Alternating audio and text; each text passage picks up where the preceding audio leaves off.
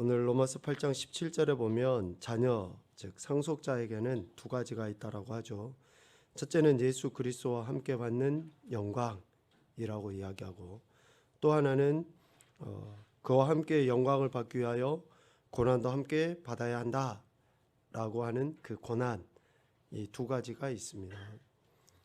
예수 그리스도와 함께 받는 영광은 상속이죠. 상속. 하나님의 상속자로서 하나님의 나라를 유업으로 받는 것을 이야기합니다. 갈라디아서 4장 7절에서 말씀하시는 것처럼 그러므로 네가 이후로는 종이 아니요 아들이니 아들이면 하나님으로 말미암아 유업을 받을 자니라 라고 이야기해요. 그러니까 예수 그리스도를 믿음으로 말미암아 우리가 하나님의 아들이 되어졌고, 하나님의 아들인 우리 상속자는 하나님 나라를 유업으로 받게 된다라고 이야기합니다. 이 하나님 나라를 유업으로 받게 되고 이 상속을 얻게 되는 것은 영원하다라는 거예요. 영원하다. 잠깐이 아니고 영원하다. 영원한 영광인 것이죠. 그리고 또 하나 하나님의 자녀가 받는 것이 고난이라고 했죠. 이 고난을 지난 시간에도 이야기한 것처럼 로마서 7장 23절과 24절 말씀에 근거해서 볼 때에 예수 그리스도를 믿는 우리에게만 있는 고난이에요. 이 내적인 고난은 세상 사람들, 예수님을 안 믿는 사람들, 즉 성령이 그 안에 임재해 계시지 않는 사람들은 이런 내적인 고난이라는 게 있을 수 없어요. 그들은 뭐 힘들다 이야기하고 고통스럽다 이야기하고 뭐 죽을 것 같다 이야기하고 해요. 그런데 그들은 이런 예수 그리스도를 믿는 믿음 안에서 느끼는 내적 고난이 아니에요. 자신들의 욕심에 의해서 당하는 그런 고난. 그러니까 죄의 결과로 자기 스스로 짊어지는 그 고난인 거예요. 욕심에 의해서 뭔가 채워지지 않으니까 그런 결핍, 해결되지 않으니까 그런 짜증, 이런 것은 예수님 믿는 우리가 느끼는 내적 갈등하고 다르다라는 것이죠. 그러니까 예수님 믿는 우리에게만 주어지는 이 독특한 내적인 고난, 제가 읽어드리겠습니다. 내 지체 속에서 한 다른 법이 내 마음의 법과 싸워 내 지체 속에 있는 죄의 법으로 나를 사로잡는 것을 보는도다. 오라 나는 공고한 사람이로다. 이 사망의 몸에서 누가 나를 건져내랴 라고 하는 것처럼 성령의 소욕과 육체의 소욕, 성령의 이끄심과 내 육체가 늘 이러한 그 갈등 속에 있다라는 것을 이야기합니다. 지난 시간에도 이야기한 것 같은데, 좀 하나님이 우리를 예수님 믿게 하시고 우리 안에 성령 하나님이 임재해 계신다 그러면 좀 쉽게 예수님 믿게 하시고 쉽게 좀 살아가면 참 좋을 것 같은데 왜 이런 갈등을 허락하시는지, 성령 하나님께서 그냥 강권적으로 확 들어다가 우리를 거룩한 장소에 갖다 놓고 우리의 마음을 그냥 세제로 씻듯이 그냥 깨끗하게 씻어서 옛날에 생각했던 그런 죄나 그런 허물들이 전혀 기억도 안 나고 그러면 얼마나 좋을까요? 그런데 하나님이 왜 그렇게 하시질 않습니까? 왜? 하나님이 능력이 없어서요? 하나님이 힘이 모자라서요? 아니거든요. 믿음은 인격을 이야기합니다. 믿음은 인격이에요. 믿음은 황홀경이 아니에요. 감각이 아니고 감정이 아니에요. 우리의 신앙을 이야기할 때에 우리의 신앙은 가장 인격적이어야지 됩니다. 가장 인격적이어야지 돼요. 왜? 우리가 하나님의 형상대로 지음을 받았으니까. 하나님은 가장 우리 인간의 표현으로 가장 인격적인 분이셔요. 그래서 질서를 세워가시고 또 하나님께서는 모든 것을 주관하셔서 결국은 선을 이루시는 거죠. 선을. 인격적이시니까 그러는 거예요. 우리를 왜 그렇게 하실 수도 있는 능력을 갖고 계시는 하나님이시지만 우리의 믿음이 그렇게 하나님을 진짜 믿는지, 인격적으로 하나님을 신뢰하고 있는지를 보시는 거죠. 그래서 성령 하나님의 임재 또 그리고 충만은 어떤 감각을 이야기하는 게 아니라 내 안에 성령 하나님이 계시고 내 안에 하나님의 영이 거하심으로 인해서 나의 전인격의 실질적인 변화를 우리는 성령 충만이라고 이야기하는 거예요. 나의 전인격적인 변화. 그래서 내 의지도 내 감정도 내 지식도 하나님에 의해서 변화되는 거예요. 이것을 우리는 성화라고 이야기하고 하나님께서 우리에게 주신 은혜라고 이야기를 합니다. 그러니까 예수님 믿는 우리는 이 내적 갈등 안에서 지속적으로 옳음을, 선함을, 하나님 보시기에 좋은 것을 취해 나가는 거예요. 이 싸움을 우리가 싸우는 거죠. 이 싸움을. 그리고 또 한 가지 고난은 예수님 믿는 사람들에게 주어진 그 고난은 외적인 고난이에요. 외적인 고난. 의를 위한 고난이라고도 할 수 있죠. 마태복음 5장에 나와 있는 것처럼 의를 위하여 핍박받는 거, 박해받는 거, 예수 그리스도 이름을 믿는 것 때문에 고난당하는 거, 예수님의 말씀대로 살아가는 것 때문에 조롱당하는 거, 예수님 말씀을 증거하다가 숨겨나가는 거, 예수님이 나의 구원자시고 왕이시라는 것을 삶에서 드러내다가 어려움 당하는 이런 고난이 우리에게 있다라는 거예요. 그런데 예수님과 함께 영광을 받는 것이 영원하다라고 하면 예수님과 함께 예수님 믿는 것으로 인해서 우리가 이 땅에서 내적인 외적인 고난을 받는 것은 잠깐입니다. 잠깐이에요. 시편 기자를 통해서도 우리에게 이야기하는 것처럼 우리가 이 땅에서 70이고 강건하면 80을 살겠죠. 그래도 70 아니면 100수를 누린다 할지라도 그 100년이라는 시간은 하나님 앞에서는 아무것도 아닌 시간이거든요. 밤의 한 점에 불과하다 그랬잖아요. 점. 그러니까 내가 이 땅에서 100년 동안 살면서 고난을 당한다 할지라도 그것은 잠깐이라는 잠깐. 눈 깜짝할 사이.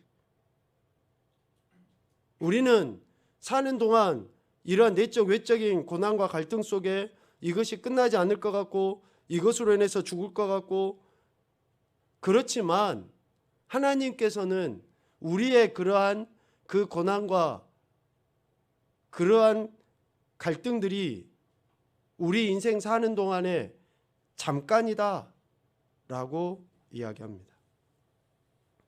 하나님의 자녀가 이 땅에서 사는 동안 잠시 당하는 고난 이후에 영원한 하나님 나라를 유업으로 받게 된다라고 이야기합니다. 고린도후서 4장 17절과 18절 말씀을 우리 찾아봅시다. 그 뒤에 나와 있죠. 고린도후서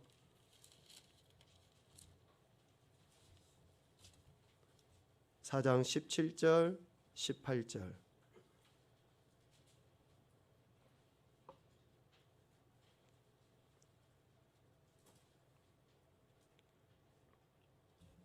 같이 보겠습니다.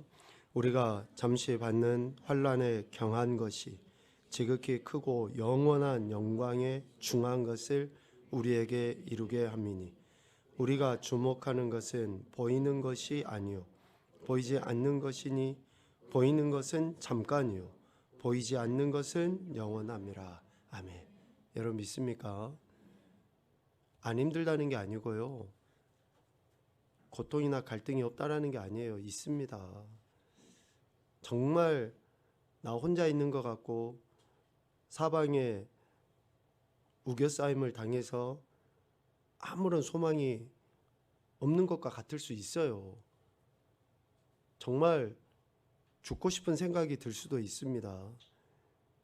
정말로 다 끝내버리고 싶다라고 할 만큼의 내적인 외적인 그런 갈등이 있을 수 있어요. 이게 없다는 게 아니에요. 있어요. 있는데 있는데 우리에게는 두 가지가 있다 했잖아요. 예수 그리스도와 함께 영광도 있고 예수 그리스도와 함께 고난도 있는데 영광은 영원한 거고 고난은 잠깐이라는 것을 이야기하는 거예요. 그러니까 엄청 힘들고 어렵지만 왜 우리가 참고 견뎌야 되냐 그러면 이 고난이 잠시 지난 이후에 아니요 잠시 지난 이후도 내 생명이 끝날 때까지일지는 몰라요. 그런데 그렇다 치더라도 그 고난 이후에는 영원한 영광이 있기 때문에 그 죽을 것과 같은 그런 고난이 있다 할지라도 예수 그리스도로 말미암아 은혜 가운데 말씀으로 인한 그 견딤의 삶을 살아갈 것에 대해서 권면을 하고 있는 것이죠.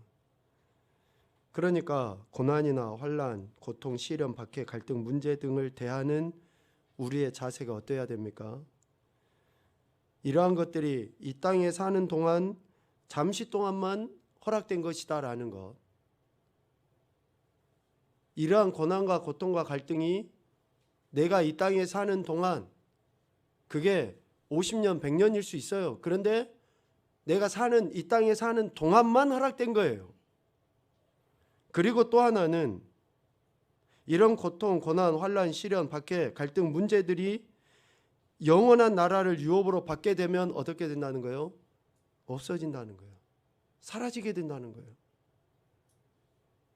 그래서 지금 우리가 당하는 이러한 고통과 고난이 결코 우리를 해할 수 없고 완전히 우리를 넘어뜨릴 수 없다라는 그런 믿음으로 하나님께 나가는 거예요. 다시 그래서 믿음은 추상적인 개념이 아니고 우리의 실제가 돼야 된다는 것을 이야기하는 거예요. 믿음은 감각의 문제가 아니라 실제. 그래서 내가 지금 이 땅에서의 삶이 전부가 아니라 영원한 천국이 나에게 분명하게 주어진다라는 것을 확신하고 지금 이 땅에서의 삶을 그렇게 살아가야 한다라는 것에 대해서 이야기를 하는 것이죠. 이런 내적인 외적인 고난과 고통 갈등은 여러 가지 형태로 우리에게 나타납니다. 육체적인 것일 수도 있고요. 영적인 것일 수도 있고 정신적인 것일 수도 있습니다. 그리고 또 실존의 고통일 수도 있어요.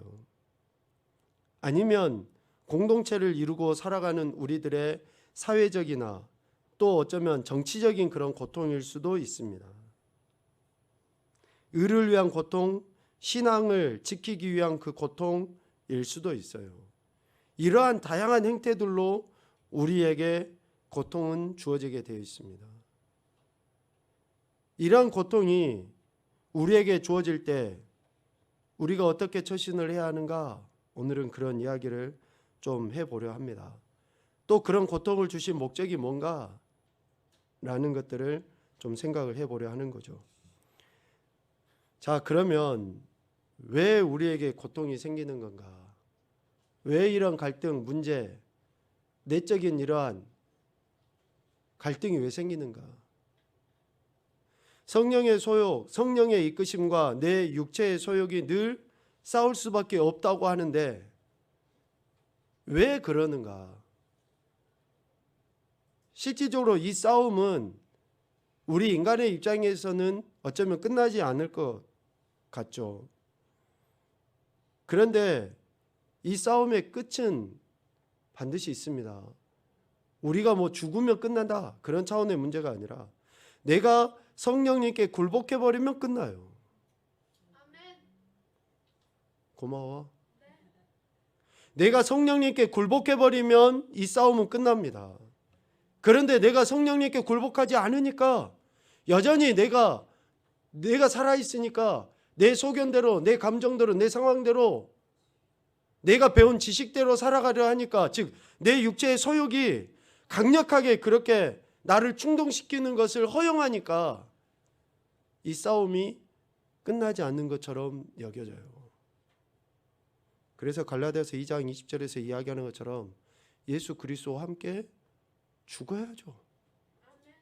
예수님과 함께 죽어야지 진짜 우리가 살거든요. 그런데 죽지 않아요. 그래서 고통은 왜 우리에게 생기는가? 이것은 계명을 범함으로 하나님의 심판이 따르고 그 심판을 근거하여 고통이 뒤따른다라고 이야기합니다. 즉 하나님의 말씀에 불순종하기 때문에 우리에게 고통이 생기는 거예요. 다른 이유가 아닙니다.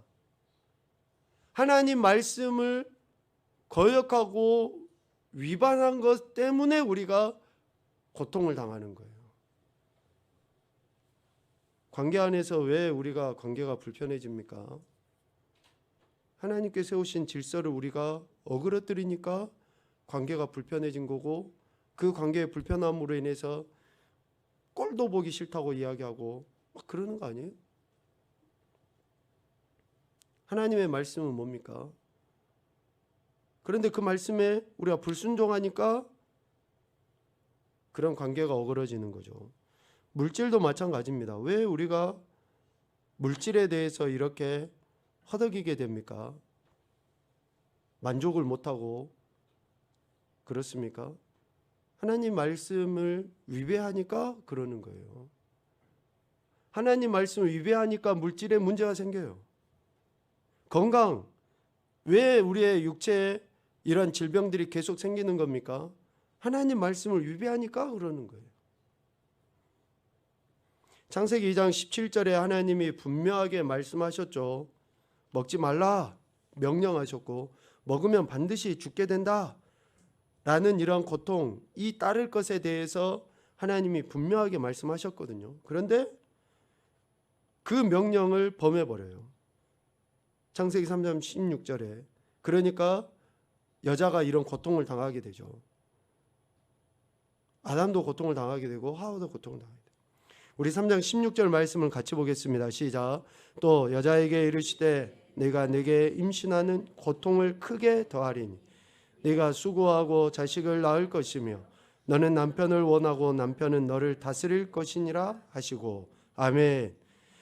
하나님 말씀에 불순종하는 것이 모든 고통과 고난의 근거이고 시작이에요. 모든 고통과 고난의 시작 근거가 뭐냐? 하나님 말씀을 위배하는 거예요. 불순종하는 거예요. 그러니까 여러분이 각자의 여러분의 삶의 현장 속에서 당하는 그러한 고통, 문제, 해결되지 않는 것들을 해결하기 위해서 어디로 돌아가야 됩니까? 말씀으로 돌아가야 돼요. 내가 어떤 하나님의 말씀에 위배가 있어서 이런 문제가 생겼지? 왜 경제적인 손실이 계속 생기고 건강에 문제가 생기고 관계가 어그러지고 또 소위 말하는 왜 기도가 응답이 안 되지? 이러는 것들은 지금 내가 하나님의 말씀에 뭔가 위배된 사항이 있기 때문에 그러는 거예요. 우리가 의식을 하지 못할 수도 있지만 여러분, 우리의 문제는 하나님 말씀을 거역한 데서부터 문제가 생기는 겁니다. 이 원리를 안다 그러면 지금 내가 그 문제를 해결하기 위해서는 하나님 말씀으로 돌이키고 하나님 말씀에 순종할 때 반드시 그 문제는 해결될 줄로 믿습니다. 요한 장로가 이런 권면의 축복의 말씀했잖아요. 영혼이 잘 되고 범사가 잘 되고 강건해진다고. 여러분, 우리가 이 말씀을 암송을 하는 거 참 좋아요. 그런데 조금 한번 생각을 한번 해봐라고요. 생각을. 뒤에서부터 영혼이 잘 되고 범사가 잘 되고 강건해진다고. 강건하질 않아. 그리고 범사가 잘 안 돼. 그럼 뭐가 문제예요? 영혼이 문제인 거잖아요. 그럼 영혼의 문제는 뭐 때문에 문제예요? 하나님 말씀이 내 안에서 그렇게 나를 통해서 드러나지 못하고 있기 때문에 내가 범사가 잘 안 되고 강건해지지 않는 거거든요. 우리의 하나님의 이 정해 놓으신 원리를 우리는 거스르려고 해요. 그러니까 어찌 보면 좀 고집스럽게 그럴 수도 있어요. 내가 이기나 하나님이 이기나 한번 해보자. 그러는 것처럼. 오늘 새벽에 기도하는데 제 안에 하나님 그런 마음 주시더라고요. 진짜. 우리 인간의 그 어리석음을 우리가 막 뭔가를 하나님 앞에 뭐 기도도 하고 또 내가 소망하는 것이 이루어지기를 막 때를 쓰듯이 막 그렇게 해요. 그런데 이 이야기처럼 내가 하나님의 말씀을 뭔가 위배하고 있다라고는 생각 안 하고, 내가 위배하고 있어도 내가 그렇게 간절히 구하면 하나님이 주실 것이다라고 하는 그러한 좀 뭐라 그럴까요? 그런 고집스러움을 보이는, 내가 이기는지 하나님이 이긴, 내가 이길 것 같아, 그러한 개인의 신념으로 뭔가 기도하고 있는 것 같아요. 그렇게 기도했을 때 명예도 얻을 수 있고 물질도 얻을 수 있어요. 그렇게 막 뭐라 그럴까요? 하나님의 말씀과 관계없이 살면서 내가 원하는 것 얻을 수 있어요. 그런데 여러분, 그건 조심하셔야 됩니다. 내가 막 원하는 거, 바라는 거 이루어질 수 있어요. 그런데 그거는 진짜 조심하셔야 돼요. 왜? 사탄도 우리에게 그런 것들을 줄 수 있는 능력이 충분하거든요. 충분해요. 그래서 내가 하나님 말씀에 뭔가 위배되고 있는지, 내가 뭔가 하나님과 관계가 소원해진 것이 있는지, 그것을 먼저 점검해야 돼요. 왜 고통이 우리에게 생기는가? 하나님의 해답은 즉 고통의 문제를 해결하기 위한 하나님의 방법, 해답은 이거예요. 다른 어떤 게 아닙니다. 요한복음 3장 16절, 또 로마서 8장 32절에서 이야기하는 것처럼 그 아들 예수 그리스도를 주시는 거예요. 하나님의 방법은 그 아들 예수 그리스도를 주시는 것. 그러면 우리의 방법은 뭡니까? 이런 고통과 고난의 문제에서 해결받기 위한 우리의 방법은 뭐예요? 네? 맞아요. 믿는 거예요. 그분을 그냥 하나님의 해결하신 방법, 즉 하나님께서는 예수 그리스도를 해결의 방법으로 세우셨고, 우리의 방법은 내가 이런 갈등과 고통과 고난과 이런 문제들을 해결하는 방법은 앞서 이야기하는 것처럼 성령님께 굴복하는 것과 같이 내가 예수 그리스도를 그렇게 온전히 믿을 때 해결이 되는 거예요. 믿을 때. 로마서 8장 32절 같이 보겠습니다. 시작.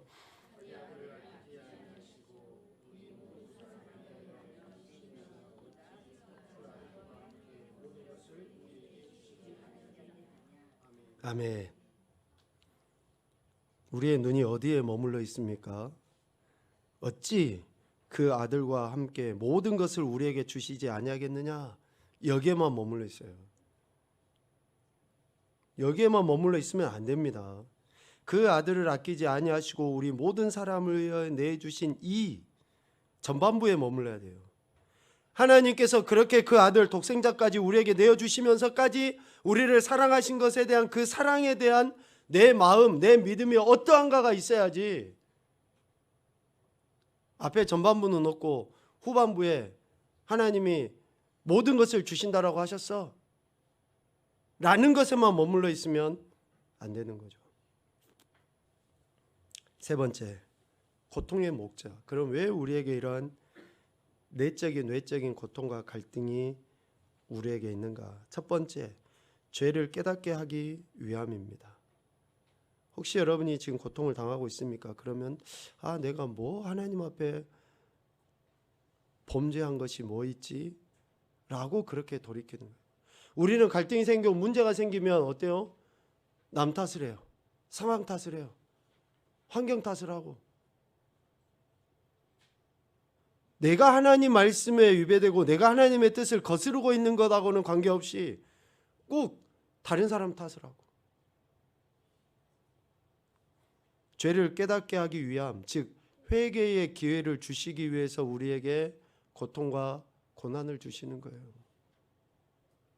여러분, 이런 내적인 갈등, 외적인 갈등이 있습니까? 이거는 회개의 기회예요. 내가 더더욱더 하나님 말씀에 순종하며 살도록 하기 위해서. 시인은 이렇게 고백하죠. 주의 손이 주야로 나를 누르시오니 내 진액이 빠져서 여름 가뭄에 마름같이 되었나이다. 내가 이르기를 내 허물을 여호와께 자복하리라 하고 주께 내 죄를 아뢰고 내 죄악을 숨기지 아니하였더니 곧 주께서 내 죄악을 사하셨다. 그러니까 지금 시인은 어떤 상태예요? 하나님의 손이 자신을 눌러서 진액이 다 빠져버린 완전히 여름 가뭄에 거북이 등짝처럼 바짝 말라버린 그런 상태라는 거예요. 그만큼의 고통과 그러한 아픔의 시간을 보내고 있다라는 거예요. 그런데 시인은 이런 고통 속에 뭘 봅니까? 자신의 허물을 보는 거예요. 아, 내가 하나님 앞에 참 불충하고 부족하고 내가 연약한 죄인이었구나. 두 번째, 하나님 사랑의 방법의 고통. 하나님 사랑의 방법의 고통. 즉 훈련으로서의 고통입니다. 훈련으로서의. 다시 말하면 하나님을 더욱 사랑하도록 하기 위해서 하나님은 우리에게 이러한 고통, 갈등을 허용하시는 거죠. 하나님을 더욱 사랑하도록 하기 위해서. 히브리서 12장 5절 6절 말씀 같이 보겠습니다. 또 아들들에게 권하는 것 같이 너희에게 권면하신 말씀도 잊었도다. 일러스되 내 아들아 주의 징계하심을 경히 여기지 말며 그에게 꾸지람을 받을 때에 낙심하지 말라. 주께서 그 사랑하시는 자를 징계하시고 그가 받아들이시는 아들마다 채찍질하심이라 하였으니. 아멘. 하나님을 더 사랑하도록 하기 위해서 우리에게 고난, 고통이 있는 거고요. 세 번째, 연단을 위한 고통입니다. 연단. 단련이죠. 연단과 단련의 목적은 뭡니까? 불순물을 제거하는 거예요. 죄를 제거하기 위함입니다. 죄를 제거하기 위함. 앞서는 죄를 깨닫게 했다 그러면 이제는 죄를 제거해 가는 거예요. 젊은 자들아 이와 같이 장로들에게 순종하고 다 서로 겸손으로 허리를 동이라. 하나님은 교만한 자를 대적하시되 겸손한 자들에게 은혜를 주신다. 그래서 우리를 낮추시고 겸손하게 하기 위해서 우리에게 고통과 고난이 주어지기도 하는 거예요. 내게 고통이 있는 것은 나의 죄를 제거하셔서 더 하나님 앞에 겸손하도록 하기 위한 하나님의 방법이다라는 거죠. 네 번째는 성화, 인내, 겸손을 위한 고통입니다. 성화, 인내, 겸손을 위한 고통. 성숙한 그리스도인, 즉 성령의 사람으로 세워져 가도록 하기 위한 그 고통. 성령의 사람, 성령이 임재하고 계신 그 사람이라는 것을 드러내 보이기 위해서 때로는 우리에게 고통이 주어지기도 한다라는 것을 이야기합니다.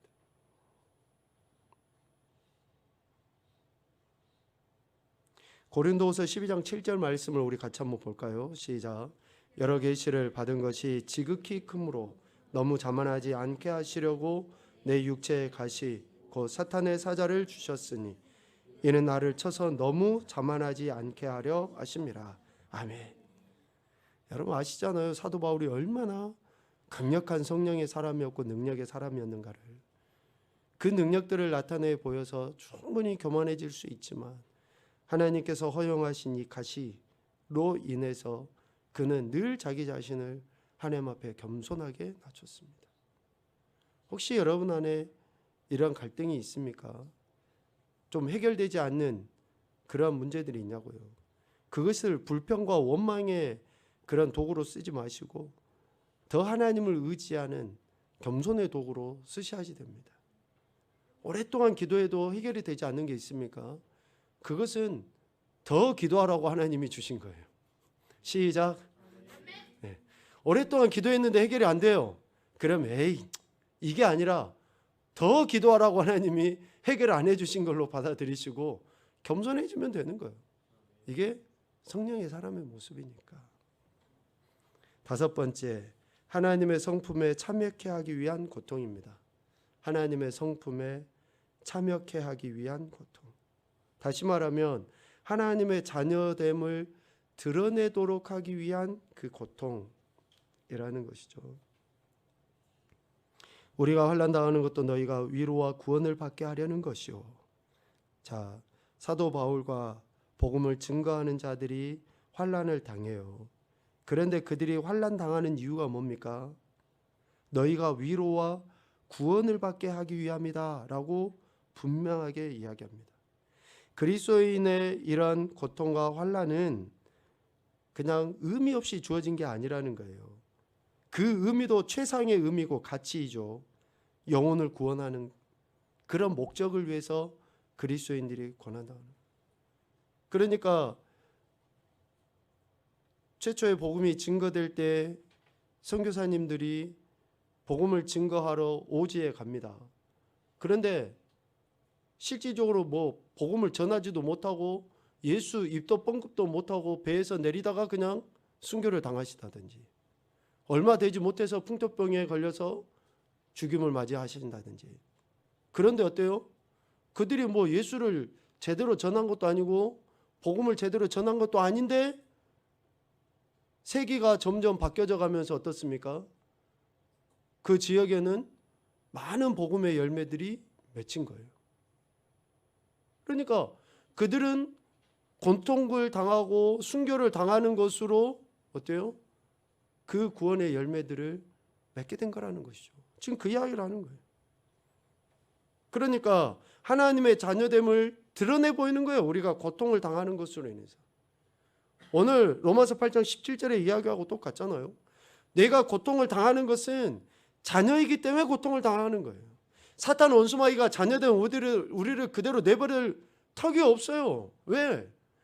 사탄 원수마귀의 목적은 하나님을 회방하고 하나님을 믿지 못하도록 만드는 건데 우리를 가만 내버려 두지를 않거든요. 그러니까 늘 이러한 갈등이 있을 수밖에 없다는 거죠. 여섯 번째, 예수 그리스도를 위한 고통입니다. 마태복음 5장 10절, 의를 위하여 박해받는 자라고 이야기하죠. 예수 그리스도를 위한 고통. 이 말씀은 뭡니까? 우리 신앙의 순수성 때문에 그래요. 순수성. 우리 신앙의 순수성을 지키도록 하기 위해서 우리에게 고통과 박해와 고난과 갈등이 있다라는 거예요. 여러분, 지금 이 시대 대부분의 사람들이 지금 그렇게 이야기하잖아요. 초창기보다 훨씬 더 교회도 많아졌고 또 뭐 믿기도 편해졌고 믿는다고 누가 아무 말도 하지 않는데도 어때요? 우리 신앙의 순수성이 초창기에 복음을 받아들였던 우리 믿음의 선배들보다 못하다라는 이야기를 하잖아요. 왜? 미안하지만 박해가 없어서 그래요. 예수님 믿는 거 믿지 못하도록 하는 박해가 없으니까 신앙의 순수성을 상실해버려요. 적당하게 그냥 예배당에 왔다 갔다 하는 것이 믿음인 것처럼, 내가 믿고 싶은 대로 믿는 것이 믿음인 것처럼, 내가 봉사하고 싶으면 하고 하기 싫으면 못한다고 이야기하고. 지금 이제 중반이니까 이런 이야기 합니다. 연말 돼서 이런 이야기하면 또 시험 들 사람들이 있을 테니까. 연말 돼가지고 목사님 저 봉사 못해요, 하기 싫어요, 뭐 이런 이야기 하는 것은 뭐예요? 내가 믿고 싶은 대로 믿는 거예요. 내가 믿고 싶은 대로. 하나님은 집사님보다 집사님을 더 잘하시는데, 이 일을 하고 못하고는 하나님이 더 잘하시는데, 우리의 신앙의 순수성이 왜 예전에는 훨씬 더 척박한 삶을 사시면서도 어때요? 하나님 앞에 충성, 봉사, 헌신하는 거, 그런 신앙의 순수성을 지키는 것을 목숨과 같이 여겼던 거 아닙니까? 마지막으로 하나님을 영화롭게 하기 위한 고통입니다. 하나님을 영화롭게 하기 위한 고통. 즉 하나님의 영광을 위해서 그런 당하는 고통이 있다라는 거죠. 요한복음 9장 2절 3절 말씀에 보면 맹인으로 난 사람에 대해서 이야기해요. 맹인으로 태어난 거 참 고통스럽고 힘들죠. 그런데 이 고통이 왜 주어진 거냐? 또 요한복음 11장에 보면 죽을 병인 것처럼 표현이 되어지는데 이 병이 왜 주어진 거냐? 우리 2절의 말씀을 같이 쭉 읽어봅시다. 시작. 제자들이 물어 이르되 라삐여 이 사람이 맹인으로 난 것이 누구의 죄로 인함이니까? 자기이니까 그의 부모니까? 예수께서 대답하시되 이 사람이나 그 부모의 죄로 인한 것이 아니라 그에게서 하나님이 하시는 일을 나타내고자 하심이라.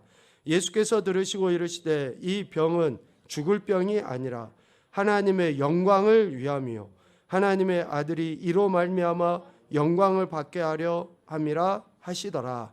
아멘. 그러니까 우리에게 주어져 있는 고통과 고난에 결국은 뭐가 돼야 되는 거예요? 하나님의 영광이 돼야 되는 거예요. 하나님의 영광이 되기 위해서 그 고난이 주어진 우리들이 어떻게 행동을 하고 처신을 해야 되느냐? 그것에 대한 그 겸손함. 그래서 고통의 목적을 쭉 우리가 7가지로 이야기한 것처럼 그렇게 받아들일 때에 하나님의 영광이 되는 것이지. 그렇게 받아들이지 아니하는데 어떻게 고통이 하나님의 영광이 될 수 있습니까? 시인이 이야기하잖아요. 고난이 내게 유익이다. 왜 고난이 유익이에요? 왜? 고난을 즐기는 사람이 어디 있습니까? 뭐 사이코패스예요? 아니면 뭐 좀 정신 이상자입니까? 고난이 왜 유익이라고 이야기하는 거예요? 그 고난을 통해서 내가 더 하나님의 사랑을 깨닫고 더 하나님의 말씀 앞에 겸손하게 무릎 꿇게 되기 때문에 고난이 유익이라고 이야기한 거 아닙니까? 그러니 지금 우리가 처해 있는 상황 속에서 고난 속에서 다시 처음으로 돌아가서 하나님 말씀에 어디에서부터 멀어졌고 떨어졌는지를 돌아보는 거죠. 그래야 할 때에 우리의 삶은 어쩌면 여전히 고난이 지속될는지 모르지만 그 고난을 통해서 하나님의 영광을 드러내고 결국에는 하나님 나라를 유업으로 받게 되는 그 엄청난 축복을 우리가 누리며 증거하게 되리라고 확신을 합니다. 여러분 힘들고 어렵지만 우리가 그리스도인이라는 이 영적 자부심만은 잊지 않았으면 좋겠습니다. 이 영적 자부심과 이 영적 정체성이 우리의 고난을 견디게 하고 고난을 견딜 뿐만 아니라 고난당한 자를 옳은 대로 인도해가는 그러한 그 삶을 살아가게 할 줄로 믿습니다. 날마다 하나님과 동행하시면서 참된 평강의 복을 누리시는 귀하고 복된 인생들이 되시기를 주님의 이름으로 축복합니다. 아멘.